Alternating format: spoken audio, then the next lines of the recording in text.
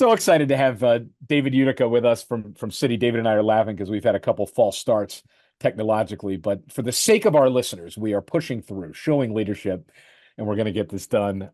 David, thanks for being with us. You're the Senior Vice President of, let me just get that right, Research and Insights for Retail and Wealth at Citi. We also happen to be recording this on the day after the Knicks defeat to the Pacers, so you're recovering emotionally. But thank you for spending some time with us. No worries, no worries. Thanks to be really happy to be here. Thanks for having me. And yeah, I'll try to brave through. Yes, indeed. So let's go back to where we started before we were interrupted, which is your career journey from an undergrad at St. John's during the Mike Jarvis era, I think, of Red Storm basketball, That's right. That's right. uh, and into all that you've accomplished on the way to Citi. Take us through it, if you would. Yeah. So yeah, I started my journey really interested in focusing in on psychology, just understanding a little bit more about like how people think and why they do the things that they do. Um, Really my interest started in high school. I had this really unique opportunity to take an internship at a hospital in Union Square here in New York and spend an entire semester working there as a social worker. And the dynamic was kind of interesting. I came in, I was sharing an office with three people. By the time I left, it was my only office, it was my office because everybody in the social work team was unfortunately let go. And Wow. so I had a ton of responsibility heaped onto me. So I had to go and provide therapy for patients who were, recent amputees and things like that. So really kind of got thrown into the deep end. Yeah. But I loved it. I really, really enjoyed the process. I just enjoyed talking to people, and it just kind of set me off on that. And that's kind of where I focused my energies in psychology, really at St. John's and studying that as an undergrad, and had every intention and every goal to go get my PhD and do the whole nine. But interestingly enough, in my senior year of college, when I was about to really embark on my journey, I was going to take a year off, kind of work, get some money together for my PhD program, so I wouldn't be so crazy in debt by the time I graduated. But Right. so I actually was lucky. My brother was getting married. I was the best man in his wedding. One of the bridesmaids in the wedding party was actually working at OMD, and she said, there's an opening. I know you're graduating. Why don't you come in and interview? And it was a great job. It was a really great fit. It was working on sports.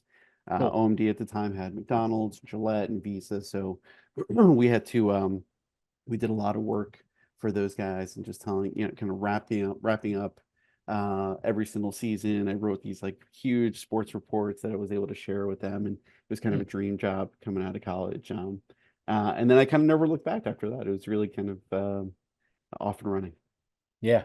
And so you started when you went so-called client side, media first off. Is that Mhm. just sort of what you knew and the natural order of Yeah, how people go from place to place? Yeah. it was with it was at OMD was kind of working. I did a lot of program estimation. So it was, back in the day, you'd actually get a VHS tape and put it in a in a VCR and Hmm. watch all these new pilots, and we would kind of start figuring out like what we thought the performance was going to be.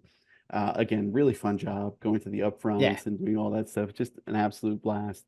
But I learned a lot as well. Just learned a lot about the business. I hadn't studied media, communications, marketing at all in college. It was something that really kind of I was learning on the job and on the go, and with working with so many different clients, it really kind of built up my interest. And towards the end of my tenure there at OMD, I was actually doing strategic planning for a couple of different brands, and so that was a different lens as well. Now Sure. focusing in less on consumer insights and more on the planning process, which was really interesting as well. Moved on from there to a small boutique firm called the Media Kitchen downtown. Met some amazing people, and did some good work there. And then I got kind of the dream job at Major League Baseball. Yeah. Uh, Awesome. which was like just total kismet. I was on the agency side, went to a MLB party. I threw my business card in a fishbowl. I happened to win two tickets to go to the World Series in '03. Nice. And so when I was talking to the folks there who ended up becoming my colleagues there, they kind of put me next to my future boss. And I sat, so took my brother down to Florida and we watched, unfortunately, the Yankees lose Oh, yeah. against the Marlins in game 6 Yep. down there. But I got to meet the commissioner, went to a couple of the events down there. They did such a great job and they were so kind to me. So, and my future boss was a Mets fan, so we gave each other a bunch of grief during the game, which was so much fun. So I think it kind of stuck in his brain. He's like, "Oh yeah, that guy's a big baseball fan." So when a job became available, I was lucky enough to kind of to get an introduction, like a different introduction from a Yeah, different sure. friend, and how those things go. And I landed there. I was one of two people there on the research side. Built a consumer panel there. Did a lot of really awesome work.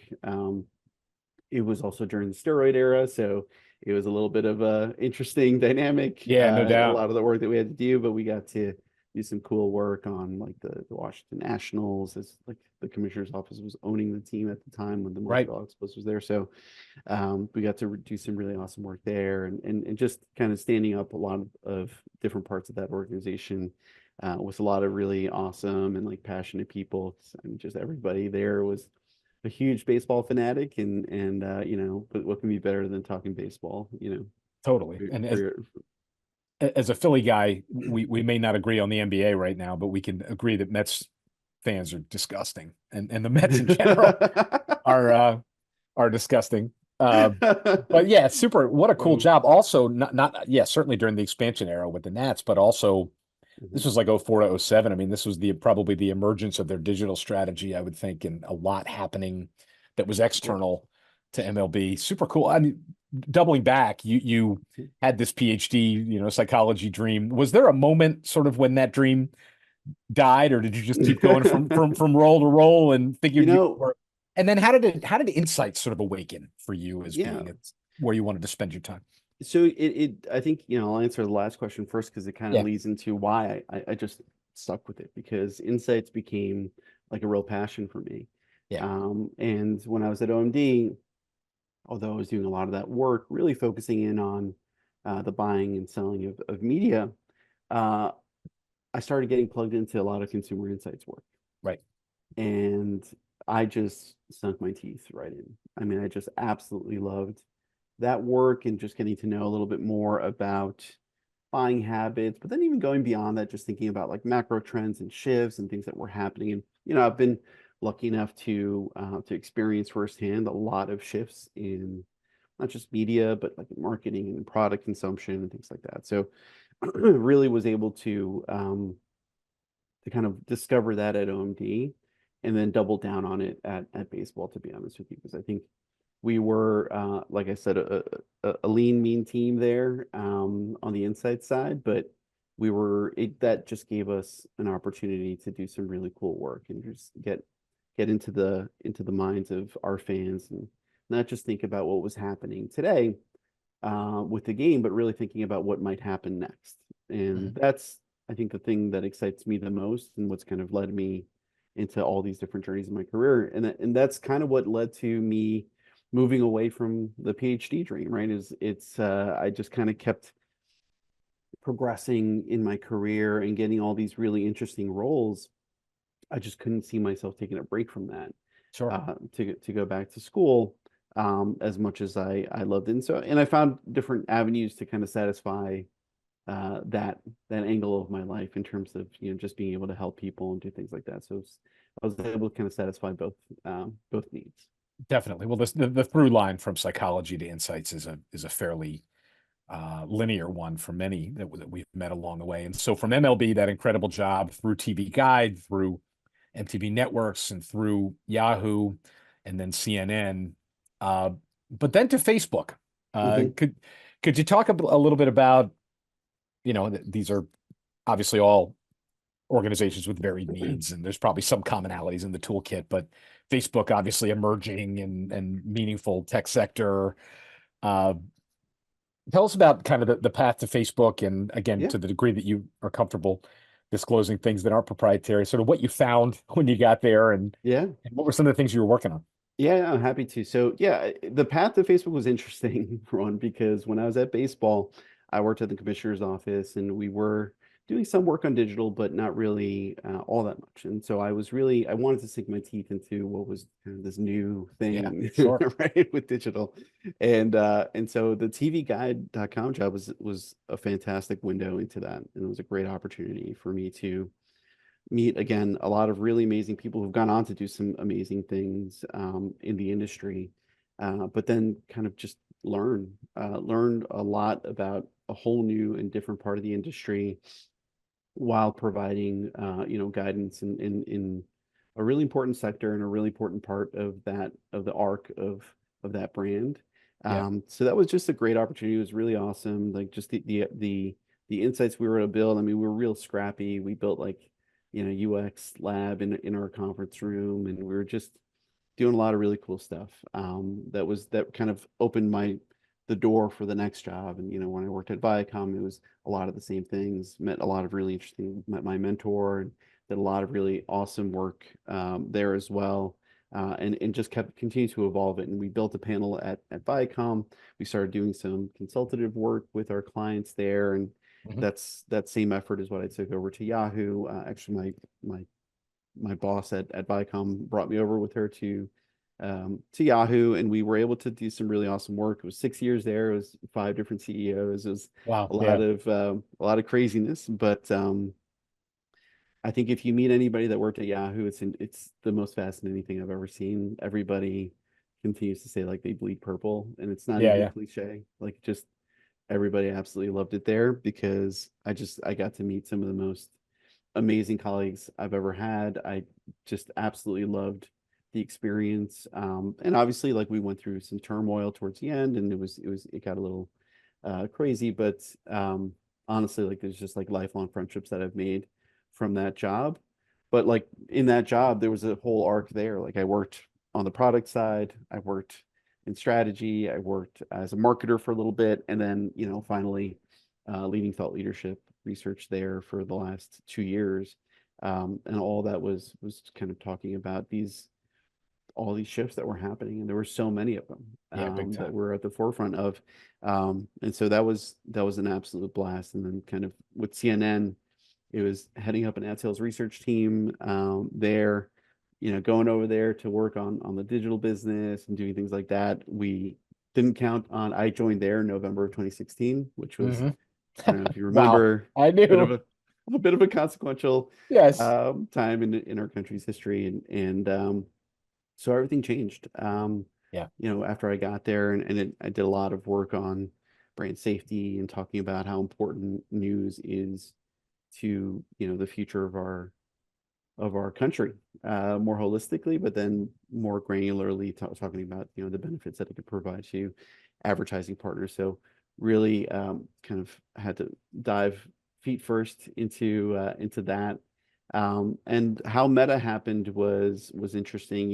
It was an old colleague of mine from Yahoo who talked to me about the opportunity. And the thing that she said to me that really kind of sparked the interest in my brain was she's like, remember that feeling that you had, when we first started at Yahoo, where, everybody was just talking to each other, super collegial, helping each other out, like building each other up and really building this amazing organization. She's like, well, that's what we're doing here. Hmm. And that's all she had to say. And I was all in at that point. Because that is, it's a unique feeling, right? To have Sure. while you're working to have that feeling where you're not competing so much with people that you're working with, but you're really working towards something really amazing. And that was those. She was definitely not lying. Once I got to Meta, that's really what it was. I joined Meta also like right after a bit of a consequential time in the Yes. history of that company, like post Cambridge Analytica, in consumer insights. And so, was lucky enough to work with some amazing, amazing people, rebuilding that as a functionality to share with our stakeholders. We built consumer journey research for 60 subverticals in 18 Wow. countries worldwide. And we kind of were able to build a solid infrastructure of internal data and internal metrics that was responsibly collected and was able to be shared with our clients at the most critical time, like during COVID. When if we had phones, our phones would have been ringing off the hook, Yeah, no with doubt. folks trying to figure out what the heck was going on in the world, because things were changing, and they were changing at such a rapid pace. So all the hard work that we did to stand that up really uh, was really kind of experienced during that time frame. And yeah, like I can't it was such an amazing and interesting time at Meta, for sure. Moving and progressing towards that, you start talking about data governance. That wasn't really something that I had a whole lot of experience with prior to joining Meta, but I really became an expert and have kind of brought that level of thinking here to Citi as well, just talking about highly regulated environments and Yeah, sure. in financial services. But so it's been really fun, just in terms of thinking about providing different ways of thinking about approaches to research in all the different places I've gone. So Yeah. and Meta being a really prime example of that. Yeah, what a story. So here you are at Citi, you're about a year in. You mentioned heavily regulated environment. Obviously, there's things that are proprietary that I won't ask you to disclose, but what have you found? Just from a researcher's perspective, what's sort of been, Yeah. you're on the sort of retail and wealth side. How's it been a year in? It's yeah, no, it's been awesome. I think a lot of the ways that I make my decisions in terms of where I focus my career is based off of the people that I would work with. Yeah, yeah. And I'm lucky. I've got like an amazing boss, and she's just super smart and just really collaborative.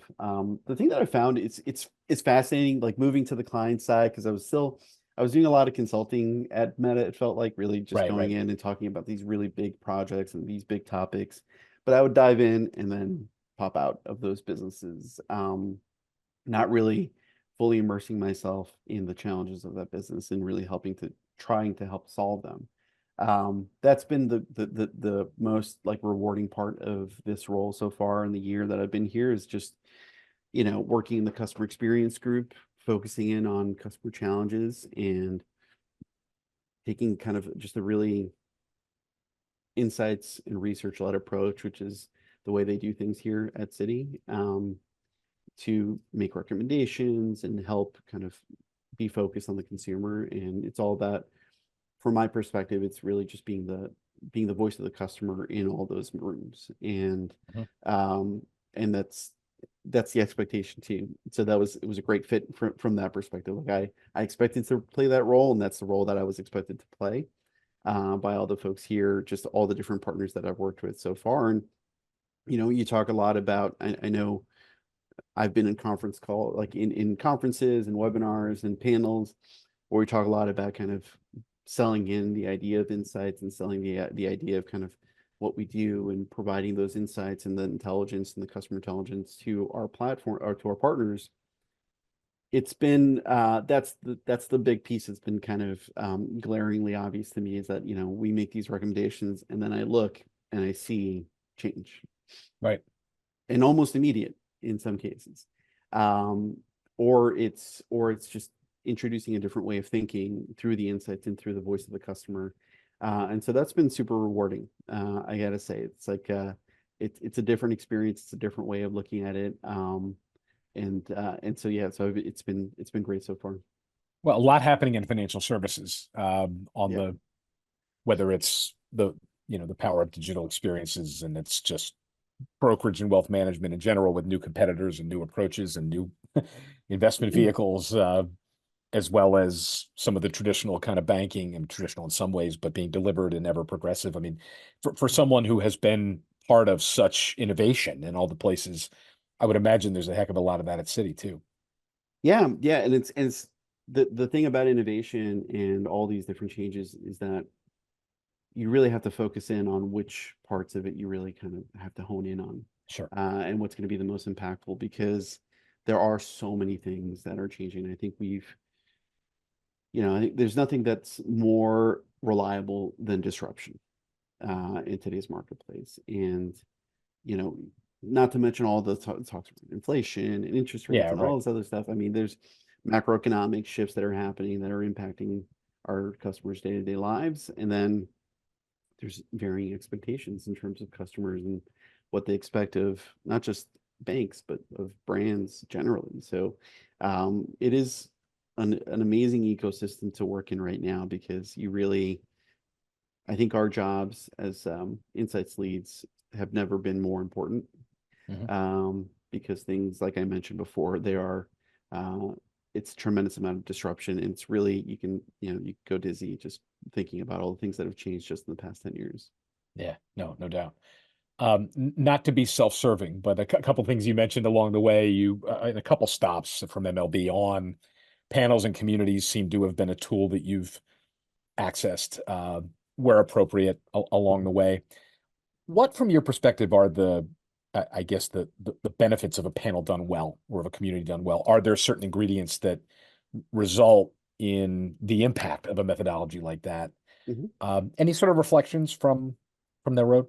Yeah, yeah, definitely. I think, I was lucky enough the first community that I built was at Major League Baseball, and you know, there's some pretty avid fans of Yeah, Major League Baseball. So that was one of the easiest panels to fill up yep, that I've ever had. And then getting consistent feedback. I mean, when you're talking like a 40 to 50% response rate for your right. surveys, that's pretty darn good. Very good. Yeah, And so yeah, it was I got spoiled, I think, in the beginning, and it kind of I corrected my mentality a little bit afterwards in a couple different experiences there. But um I think the benefits of the panel are a couple. One, you know, we mentioned disruption, we mentioned all this stuff, being agile and being able to quickly hone in on insights is massively important. I think it's a no-brainer at this point. I think that's what the panel really does deliver to you is the ability to quickly dive in, get a really quick read, and then get quick insights following that. There's been so much innovation within the panel, right. ecosystem that we got real creative with the way that we used our panels. In a couple different experiences when we would provide it as an added value tool to our clients. Mhm. So we would actually almost act as insights consultants Right. with some of our key partners. So if they reach a specific threshold of spend, it would open up that opportunity. And so we would partner with a lot of really interesting brands. We did some amazing research. And if you maintain your community well enough, there's no limit to what you can actually get from that group. So yeah, I think it goes beyond agility because I think there's a lot of that for sure. But I think depending on what the panel is, we're doing some work which hopefully we'll be able to share out more publicly with our own community right now, which I think is fascinating. Mhm. It's an awesome opportunity to be able to get really under the hood and understand a little bit more about what moves people over the course of a year. Excellent. We'll look forward to hearing about that. Uh, Another thing that you've been a very sort of prolific contributor to the industry conversation at shows and through other thought leadership vehicles like this around is just sort of shifts in the insights toolkit. AI is something that you've have and are speaking on. Again, I know there's certain things you can't share, but any reflections or thoughts about the potential of AI? I mean, and there's obviously tactical elements, just work process elements that AI contributes to, but there's also a lot we think as it relates to really sort of understanding whether it's system one thinking or whether it's sort Mhm. of deeper emotional terrain in terms of that you don't get perhaps best by just asking consumers how you feel. Yeah. um, Speak about just AI and sort of from your perch. It's kind of how you're seeing the world. Yeah, I think, one of the last talks I gave around this was really kind of focusing in on maybe more of an optimist view of Yes. AI and thinking about it more from the perspective of what can this do for us? I see it very much as an assistant, Yeah. a very prolific assistant at that, Sure. and what it can actually do for each one of us as researchers and how it could benefit our overarching kind of approach to insights and to getting to the insight, most importantly. So, I kind of talk a little bit about the history of research and the fact that, we've been confronted with these huge innovations and we've been we've worked through it, and we figured out exactly how to work it into what we do. Because at the heart of what we do is really being curious about what people do and why they do it. That now is just another tool in our arsenal to be able to do that. Um, we could do it in really creative ways now, Yeah, sure. which is kind of inspiring. I think to me, I've always been a fan of trying things out and experimenting and running experiments. I think in the last talk I gave about this, I likened it a lot to kind of the neuro insights, like there was this huge explosion where there were all these different vendors that were coming in and talking a lot about, MRIs, fMRI, it's, all this other stuff. And I am not a neurologist Right. Nor am I. or a neuroscientist by any stretch of the imagination, but I was being asked to kind of make decisions on who should we partner with and what should we do here? Is this real? I don't know. Not very many people experience ads in an MRI machine, so I'm not sure how great how real that experiment Right, is, right. but I understand the theory behind it and everything else. And I think there's as long as you center yourself in that kind of human truth and what you're really trying to learn, and then just lean into the baseline of what you are as a researcher, validation, data validation, and repetitive experiments and getting the same results, and really trying to sort of pressure test everything that you do, then you'll land in a great place. And that's exactly what we did. We were able to work with folks in the neuroscience space that were just brilliant, and Yeah. they filled in the gaps of my intense lack of knowledge in that space, and but were able to really deliver data to me that I was able to really focus in on and understand a little bit more about why people are thinking the way they're thinking. So I liken that a lot to what's happening right now. There's an explosion of tools. There's everybody. I was joking about this in an internal meeting the other day. We're talking a little bit about trends, and I'm like, well, we can't have a meeting about trends without talking about AI. So here Right. goes Sure, my sure. little AI take. And so it is definitely the topic du jour, but there's a potential there that is super fascinating, and I see it already impacting some work streams and how things are moving forward for a lot of our partners. And so I'm just curious to see where it goes next. I think again, I'm a bit of an optimist, and so Yeah, me too. I think I think we'll collectively figure it out. But I think the impetus that I tried to put in that talk was it's really up to us at this stage, because the tools are there at our disposal. We need to question things. We need to be properly armed with the right questions to ask, and oftentimes that is the challenge. When speaking, again, I'm not a LLM expert. Right, right. My expertise lies in different areas, and so when approaching and having these conversations, and I was lucky enough to be able to consult with a group around this as well. It's about knowing what questions to ask, and if those questions don't get answered the way that you need them to be, then you kind of have your answer there in terms of whether or not those folks are going to be good partners. Yeah, makes sense. Makes sense. And yeah, there's a lot that we will learn together and hopefully figure out together. And Yeah. it's fun, industry shows, for example, are maybe more now more than ever.